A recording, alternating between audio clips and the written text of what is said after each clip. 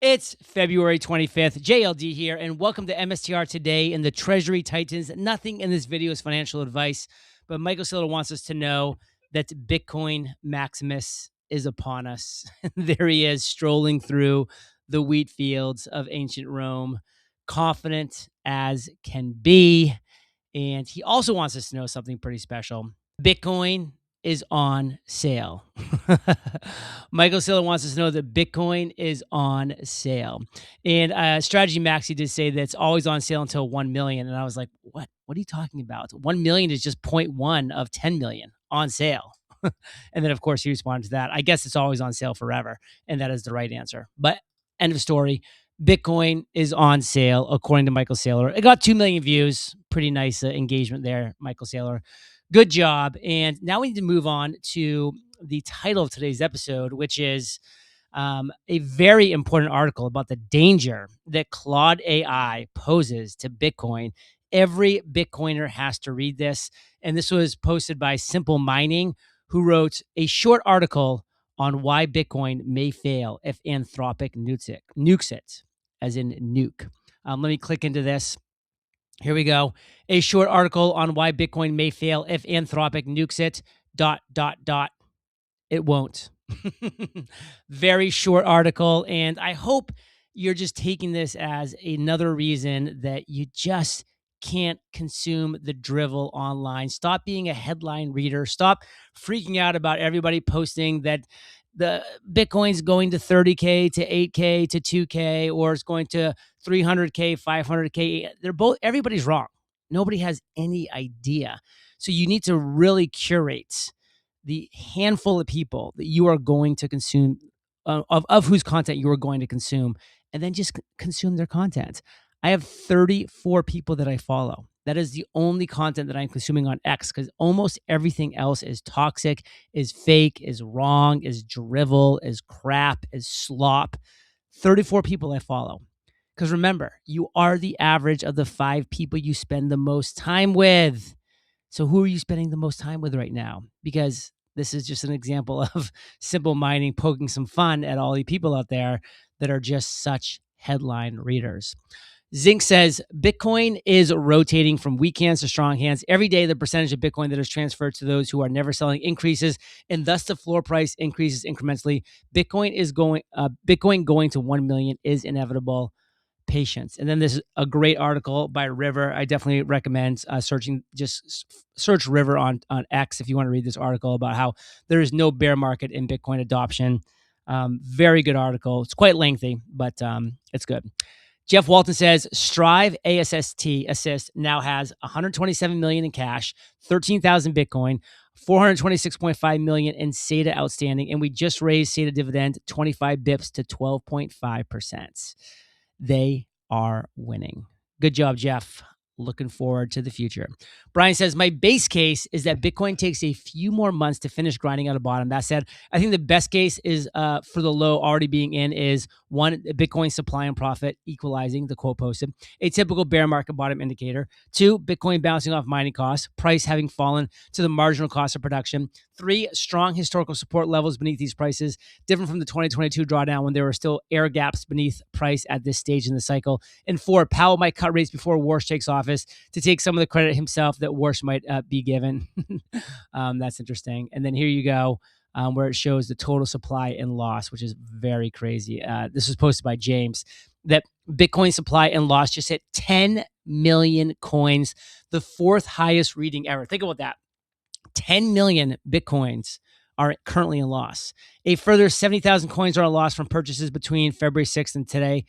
Circulating supply hits 20 million next week. That's 50% in loss. History suggests that's enough capital destruction for a bear market bottom. So here we go. Time will tell. Moving right along to Brian, who says, I suspect a lot of this short-term interest in MSTR, Bitcoin basis trade, Jane Street in particular, has recently acquired a conspicuously large IBIT position. All bets are off when, not if, the Bitcoin bull market returns. MNAV expansion during Bitcoin's ascent is a spectacular thing. And this is in response to an article about MSTR becoming the world's most shorted stock amidst 7 billion in Bitcoin losses. Now, For those of us that believe in this thesis, I think we need to take pride that we are shareholders in the world's most shorted stock. I actually think that is an amazing thing because A, the short squeeze will be biblical. B, it just shows how bewildered most people are on this and how early we are. So pat yourselves on the back because you deserve it. Rajat says Stretch is trading at 99.9 when Bitcoin is trading at 64,000, almost 50% off the all-time high. Most people can't grasp how bullish this is for Bitcoin. It is flipping bullish. Ron says, if you're posting about Saylor being underwater, I'll explain to you why you're retarded. Listen closely. Strategy purposely buys OTC so that the price remains low and they can buy as much as possible. Actually, they literally pay a premium so that it doesn't move the price upwards. It's perfectly legal for them to smash buy billions on the spot market and send it vertical, but that would cause something called slippage and they would acquire less Bitcoin overall. The plan is to buy the most Bitcoin as humanly possible before it's too late for accumulating at these levels. Strategy has been 50% underwater on their Bitcoin before. They kept buying, and ultimately their stock outperformed the entire stock market afterwards for 3 years straight. Moral of the story, never go full retard, says Ron. Zink says, the fact that MSTR, excuse me, the fact that MSTR is the most shortest stock in the world tells us all we need to know. Most of them are probably betting on the company collapse because they don't understand the balance sheet or they think Bitcoin is dying. Some are probably hedging their IBIT longs with an MSTR short. Players like Jane Street come to mind. Either way, someone's going to get burnt really bad and the conditions are ripe for their faces to get ripped off. Anyone fancy a short squeeze? I do. And then Adam says, this is the real State of the Union address. And of course, this was Michael Saylor's keynote presentation that he delivered yesterday at Strategy World, which we'll be sharing in parts in the upcoming days. Simon posts discussing digital capital, digital credit, and digital money. These are 3 people that I want to bet on, and I already do bet on them. Brian says, just a vibe, but I think Bitcoin relief rally could be next. Sentiment has been so bad, it feels like people have become numb to the doom and gloom. I'm here for that rally, Brian. Alex says, Bitcoin is nearing all-time oversold territory. Weekly RSI is lower than any time except the darkest of bears. Only lower readings since 2016 are November, December of 2018, when Bitcoin dropped from 6K to 3K. I remember that, by the way, because I bought it at 9K. It went down to 6K over time, then just plummeted to 3K. And I'm like, what have I done? But I held. In June and July 2022, when 3AC collapsed and Genesis went insolvent, we later learned. So you can see blink, blink, and then now again, blink. Well, what happened after that? Whoom. What happened after that? Whoop, whoop, whoop. What's going to happen next? I don't know. Michael Saylor says, conviction is contagious. And he's talking about a post from Nathan who says, conviction compounds. Institutions don't just talk about Bitcoin, they structure around it. And Anchorage Digital announced it holds Stretch Strategy's preferred stock on our balance sheet. And this is just a big move. Anchorage Digital is shaking hands with Strategy. Look forward to continuing to building the future of Bitcoin with you, Michael Saylor and Fong Li. And again, these are people that know what they're doing. They get it, and they are winning. Let's go. Adam posts 24-month Bitcoin returns after every 40% plus price correction. And of course, we're at over at 50% now. And so that was February 2014, up 291%, 15, 400%, 18, 500%, 19, 600%, 20, 700%, 21, 1.9%. Not fun, but it was a plus. In 2022, 513%. The sellers here will lose and the buyers will win. You can see these green candles. They look pretty nice. Now, as I promised, I've got that great keynote presentation from Michael Saylor queued up. We'll play a nice little clip of that as soon as we get back. This is from his Strategy World presentation, by the way, that just happened on February 24th, which was yesterday, Tuesday. So we'll play that as soon as we get back from thanking our sponsors. Scams and identity theft do not start with hackers. They start with your personal data being easy to find online. Your home address, phone number, and employment history can be sitting on dozens of websites right now, waiting to be used for fake loans, targeted scams, or worse. That information is spread across people's search pages, shady directories, and commercial databases you've never even heard of. That's where Incogni comes in. Instead of spending hundreds of hours manually opting out of these sites, Incogni automates the entire process. They hunt down your data and demand its removal. Incogni doesn't just do this once. They continuously monitor these sites in the background to make sure your data doesn't reappear. I recommend the unlimited plan because when something isn't covered automatically, Incogni's custom removals feature lets you send in a specific link, and a dedicated privacy expert takes care of the manual removal for you, start to finish. Remember, if they can't find you, they can't use your data against you. Take your data back risk-free with Incogni's 30-day money-back guarantee. Use code MSTR for 60% off an annual plan at incogni.com/MSTR. That's incogni.com/MSTR. When you want more, start your business with Northwest Registered Agent and get access to thousands of free guides, tools, and legal forms to help you launch and protect your business all in one place. Build your complete business identity with Northwest today. Northwest Registered Agent has been helping small business owners and entrepreneurs launch and grow businesses for nearly 30 years. They are the largest registered agent and LLC service in the U.S. with over 1,500 corporate guides, real people who know your local laws and can help you in your business every step of the way. Build your business identity fast with resources, forms, and step-by-step guides, even before creating an account. Sign up to manage your business hub with lawyer-drafted documents. Northwest is your one-stop resource, makes life easy, and keeps privacy automatic, never selling data anywhere. Don't wait. Protect your privacy, build your brand, and get your complete business identity in just 10 clicks and 10 minutes. Visit www.northwestregisteredagent.com/JLD free and start building something amazing. Get more with Northwest Registered Agent at www.northwestregisteredagent.com/JLD free. Thanks for joining me today. This talk is about everybody's favorite subject. I'm going to speak with you about how to make money. Literally, how to make money. How to make money for your family, for yourself, for your company, for your public company, for your country, for everything you love. And specifically, I'm going to talk about how to make money digitally. And the title of the talk is Digital Credit, but really, this is about a revolution in the way we think about money. So let's just start with the subject of digital credit.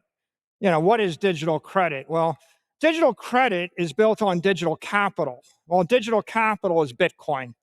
How do we create Bitcoin? Well, we put together a bunch of technologies that were available: proof of work, public key cryptography, peer-to-peer networking, distributed timestamping, some semiconductor technology.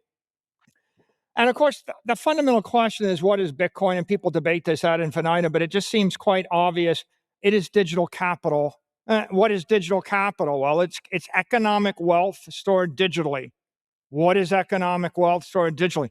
It's the ability to move something of value somewhere else on Earth over a digital rail, right? People oftentimes ask, well, what's the use case? What's the value? Well, the value is if I can send $1 billion from here to Tokyo, that's valuable. Try taking $1 billion of land out of Tokyo. Try to take $1 billion of gold out of Tokyo. Try to remove $1 billion worth of companies from Tokyo, or $1 billion of mineral or oil and gas rights from Tokyo. You just can't do it. On the other hand, you can move $1 billion of Bitcoin into and out of Tokyo. And if you can do it, a computer can do it, and AI can do it. And so it seems very straightforward in the world of digital, that if everything we've got that's digital is better, whether it's digital photos or digital music or digital video or digital communications or digital intelligence, then when we finally have digital wealth, digital capital, it will be the basis of something that is extraordinary and beautiful. And Satoshi gave us this. The truth is, there's nothing deeply complicated about it. It's just putting together, it's an engineering breakthrough, putting together a bunch of techniques that were readily available and well-known in the day. It was the way that it was used that was an extraordinary breakthrough. Digital credit is very similar. There's nothing deeply complicated about this. What we're doing is we're taking a common thing, a publicly listed company, a public security, a capital asset, digital capital asset in this case, a preferred security, the idea of a monthly dividend that's variable, and a tax treatment, return of capital, that's been around since 1910, and then an ATM actively managed. And you put together all of these components, no one of them is all that difficult. You pretty much could understand them if you're a sixth grader. You put all of them together and you create something which is much more than the sum of its parts. You've created an extraordinary breakthrough in the entire world of credit. We call it Stretch, STRC. What is our company doing? What does strategy do? Our company is converting capital into credit. We're converting economic wealth into a stream of cash flows. That is the big breakthrough. You need an operating company in order to take a block of economic energy and turn it into a currency, peg it to a currency, strip away the risk, damp the volatility, extract the cash flows in the form of yield, and compress the duration to now. I don't want to wait 30 years to get rich. I just want you to give me money every month or every day forever, consistently, without risk. The former, right, is a capital investment. I buy a big chunk of Manhattan and I wait 30 years and maybe I get rich. The latter is a bond, or is it a money market account? So this is all about conversion of capital into credit. And you might wonder, well, how did we discover Stretch? Sometimes people ask us this, and this is the most poorly understood concept. Most people don't really think deeply about capital at the first order. But STRC is at the end of a long journey. I oftentimes say we got a PhD in leverage at strategy. Well, let's just start with a basic question. How do I raise the capital to invest? If I want to invest in real estate for 40 years, where's the capital come from? If I want to buy gold and hold it for 40 years, where do I get the capital? If I want to buy Bitcoin and hold it for 40 years, where do I get the capital? What's the second best? There is no second best.